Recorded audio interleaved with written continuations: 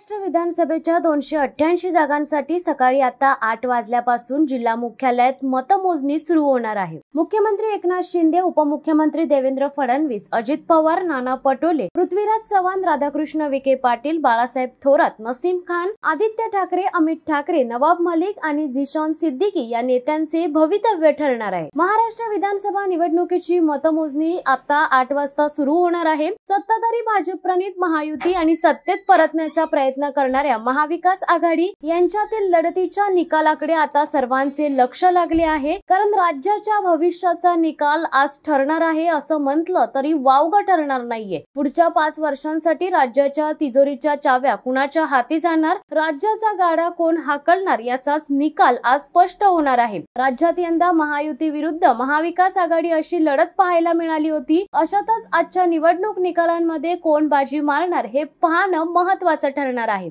शिवसत्ता times news bureau, Mumbai.